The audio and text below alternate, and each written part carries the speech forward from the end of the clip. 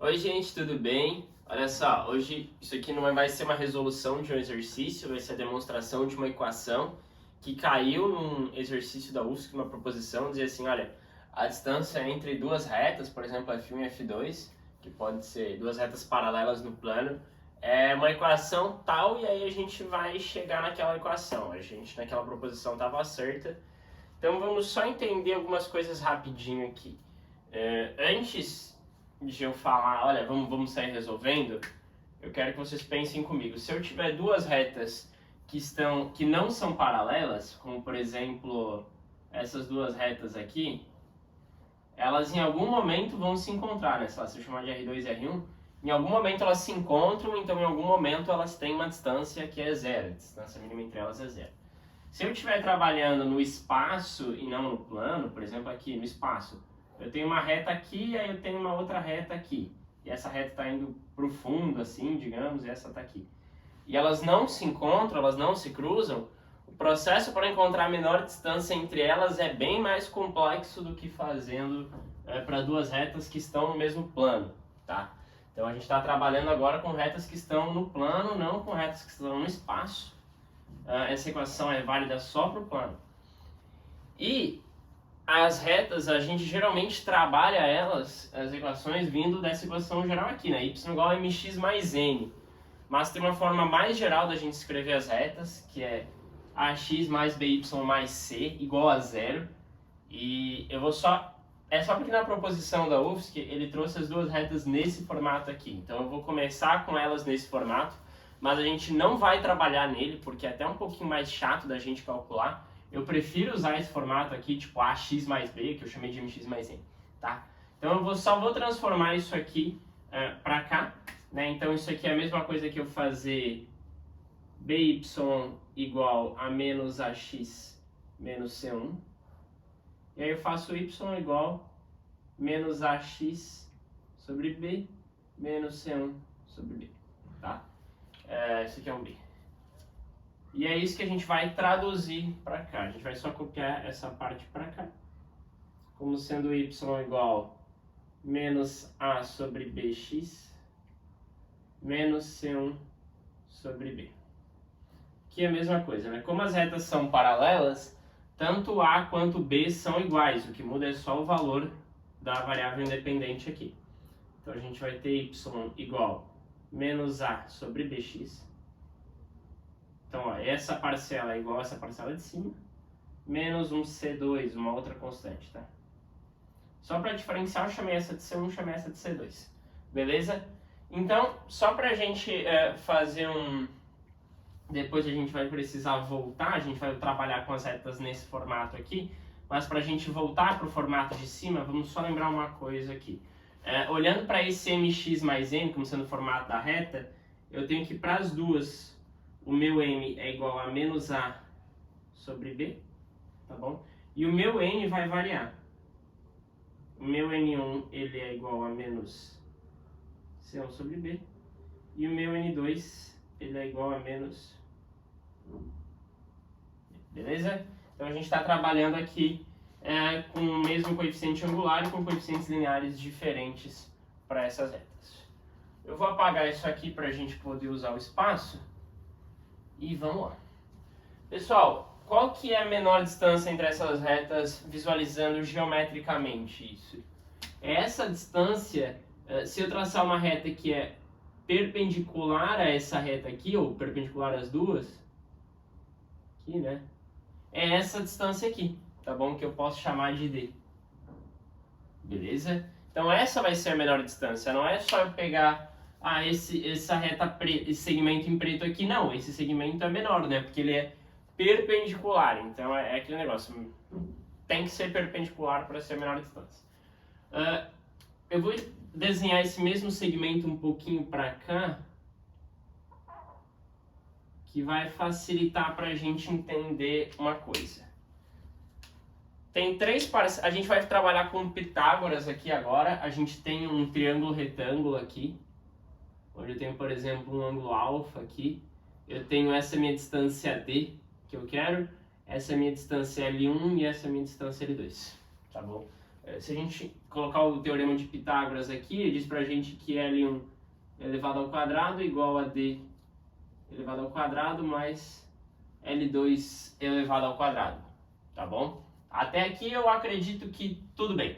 E aí a gente, claro, precisa encontrar quem é o nosso L1, quem é o nosso L2 em função de MN, ou e aí depois a gente transforma, né, para os nossos A, B e C, tá bom?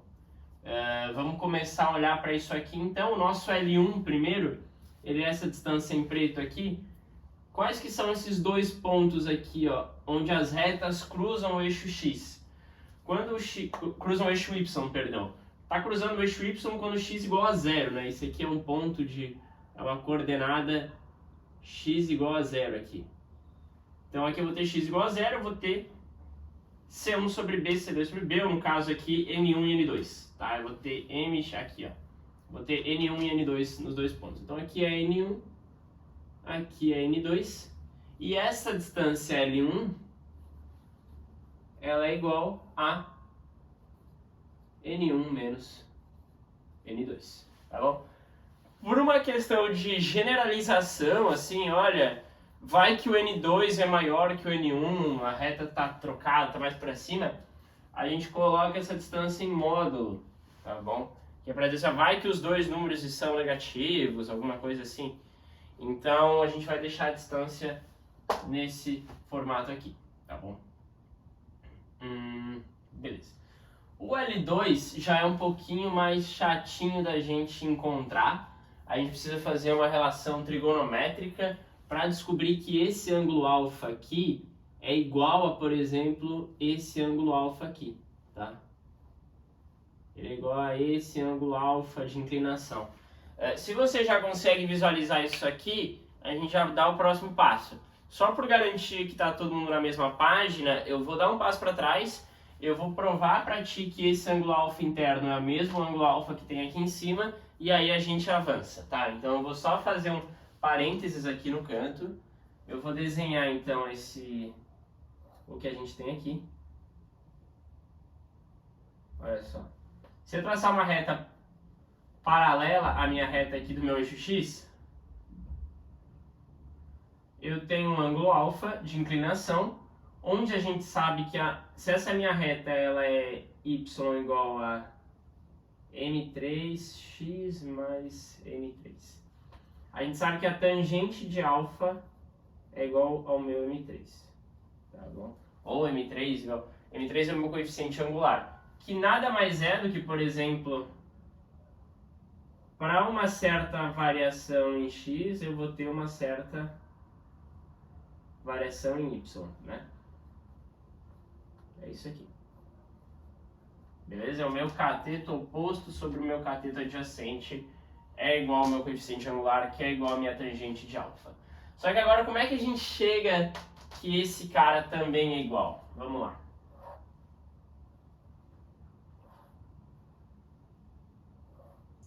Eu quero que vocês olhem para esse ângulo em azul que eu vou desenhar aqui agora.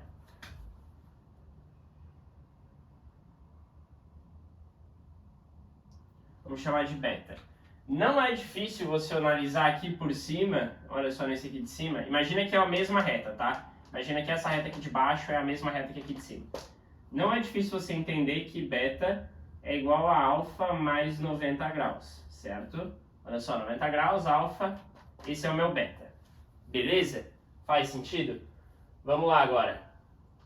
Vamos traçar aqui, ó, uma reta que vai ser essa reta em vermelho, que ela é perpendicular à minha reta aqui, tá bom? Se essas duas retas são perpendiculares, então aqui eu tenho 90 graus. E adivinha quem é que sobra aqui pra mim? Um certo ângulo, que é exatamente alfa. Por quê? Esse continua sendo o mesmo... Lembra que a gente tinha um ângulo beta aqui antes? Se esse cara continua sendo o mesmo beta, e eu tenho 90 graus aqui, então o outro ângulo tem que ser alfa para complementar. Beleza? Então é por isso que esse ângulo aqui de dentro é alfa, é o mesmo alfa que a gente tem aqui.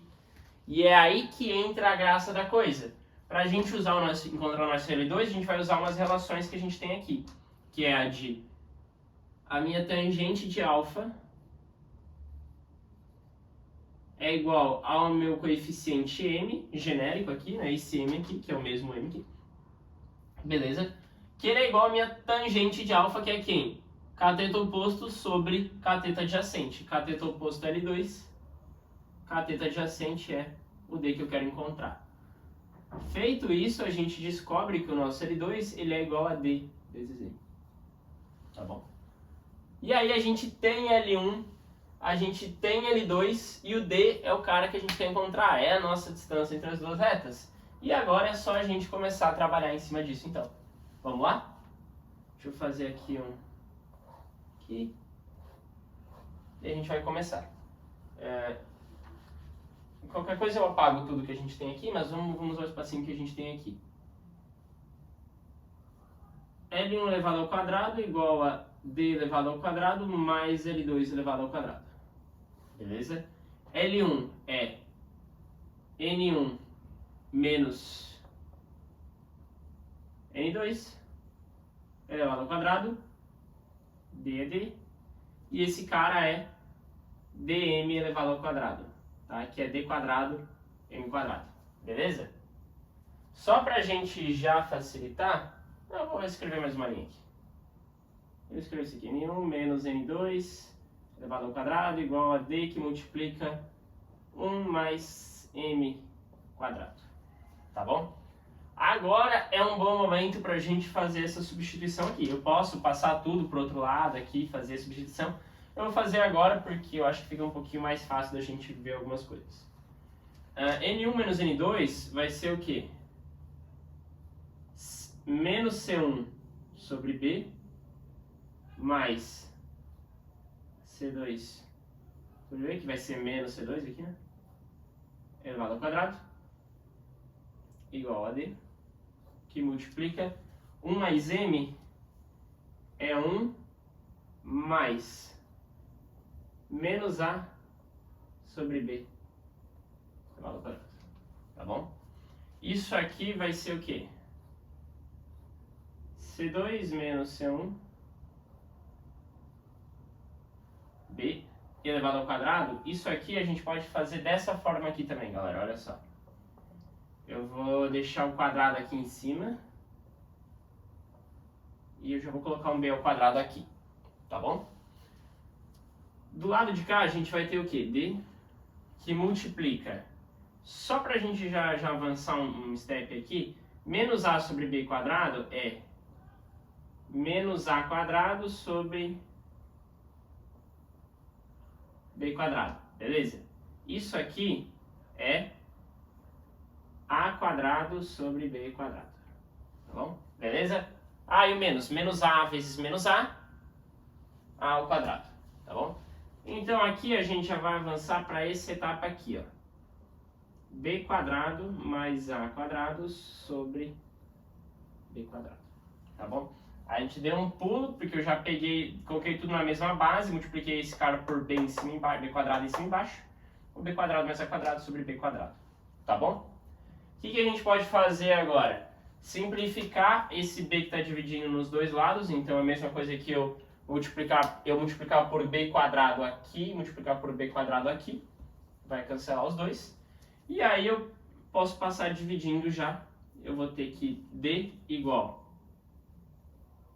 d quadrado, faltou aqui, ó, d quadrado, d quadrado, d quadrado, tá bom? Desculpa aqui, ó, d quadrado, d quadrado, d quadrado, d quadrado. D elevado ao quadrado igual C2 menos C1 elevado ao quadrado dividido por esse cara aqui, que é mais b quadrado, tá bom? Então a gente chega à conclusão que d é igual a raiz quadrada de C2 menos C1 dividido pela raiz quadrada de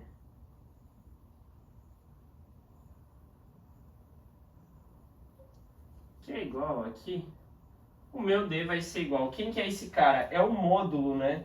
O módulo de C2 menos C1.